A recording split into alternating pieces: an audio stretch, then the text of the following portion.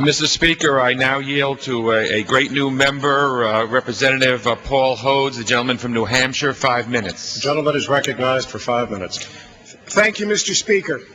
I come to the floor today to voice support for our troops without reservation and to oppose the administration's proposed escalation in Iraq.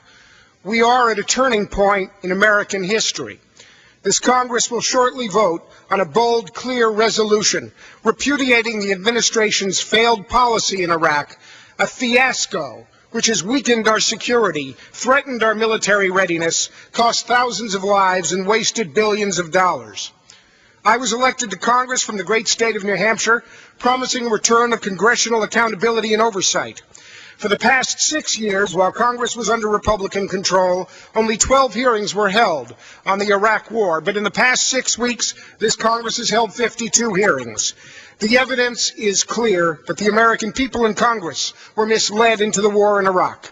No weapons of mass destruction, no links between Saddam Hussein and al-Qaeda, no imminent threat to our national security. Our resources, effort, and attention were recklessly diverted from the war in Afghanistan, which I supported, and which continues to require our vigilance and commitment. This administration has now lost its credibility with the American people and with the world. To succeed in the Middle East, we must regain our moral compass and embrace a new direction in Iraq. The administration's stubborn arrogance and incompetence have magnified the chaos in Iraq. Our brave troops have done everything asked of them, but the administration's failures in planning post-conflict reconstruction and its shocking incompetence in management have opened the Pandora's box of sectarian violence and civil war. Escalation has been tried before, and it has failed before. The administration claims this escalation is different. The administration says there are benchmarks for the Iraqis, but what I have concluded from our hearings and our briefings is that no firm benchmarks for the Iraqis have been set. Clearly, the administration intends to escalate whether or not the Iraqis step up, and today it's reported that they plan to send our troops off to Iraq without up-armored Humvees. This is deja vu all over again. A lack of planning combined with a lack of candor.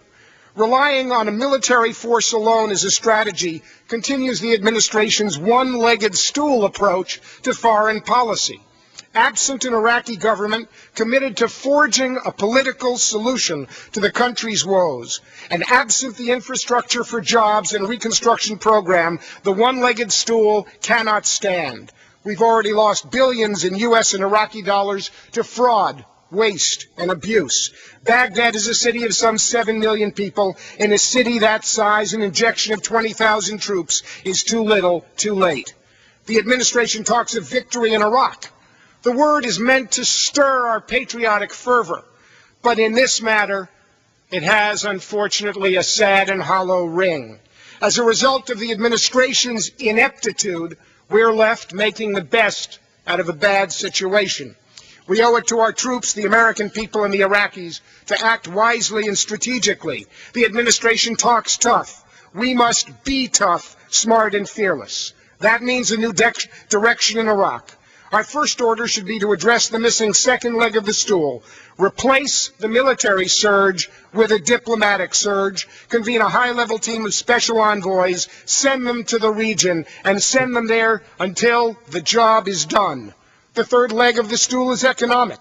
We need a real economic reconstruction program, but only on strict conditions that the Iraqi government step up to quell the violence and engage in reconciliation and oil revenue sharing.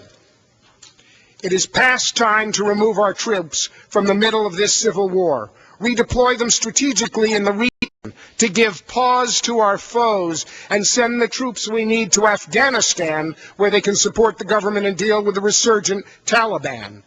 Dealing with Iran is, of course, challenging, but harsh rhetoric and saber-rattling are counterproductive in the complex, destabilized Middle East. The true test of leadership is facing reality and having the good judgment and wisdom to adapt to the reality. By passing this resolution, we are sending the administration an unambiguous message. No more blank checks. We have had enough.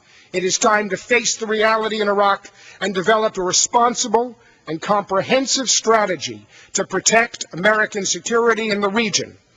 Much has been asked of this country in the past, and the future will inevitably require sacrifice, but it does not require sending 20,000 more American troops to Iraq. It does not require an escalation of this war. I urge my colleagues to support the resolution, and I oppose the administration's escalation of the war in Iraq. Thank you, Gentleman Mr. from Speaker. New Jersey.